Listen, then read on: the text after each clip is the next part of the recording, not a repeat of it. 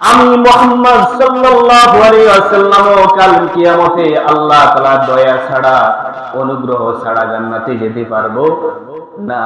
কারীমের মধ্যে আল্লাহ তাআলার 99টি নাম আছে। কয়টি?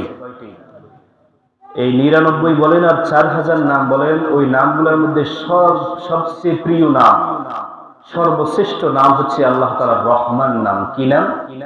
রহমান।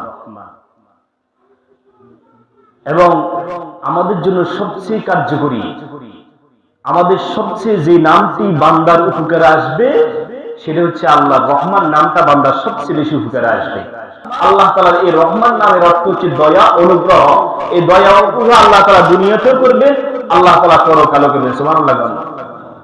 এখন আসেন আল্লাহ তাআলা সবচেয়ে কার্যকরী এই রহমান নামটা কিয়ামতে কিভাবে কাজ করে দেখেন।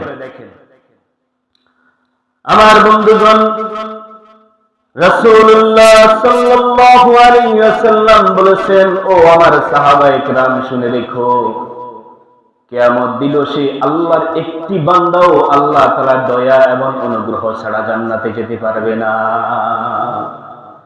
আল্লাহ তাআলা একটি বান্দাও আল্লাহ তাআলার দয়া এবং অনুগ্রহ ছাড়া জান্নাতে যেতে পারবে না। সাহাবায়ে কেরাম সাহস করে জিজ্ঞাসা করলেন, ইয়া রাসূলুল্লাহ, আপনিও কি আল্লাহর রহমত দয়া ছাড়া কি জান্নাতে যাইতে পারবেন না? রাসূলুল্লাহ সাল্লাল্লাহু আলাইহি ওয়াসাল্লাম উত্তর বললেন, হ্যাঁ, আমি মুহাম্মদ সাল্লাল্লাহু আলাইহি ওয়াসাল্লাম কাল কিয়ামতে আল্লাহ তাআলার দয়া ছাড়া, অনুগ্রহ ছাড়া জান্নাতে যেতে পারবো না।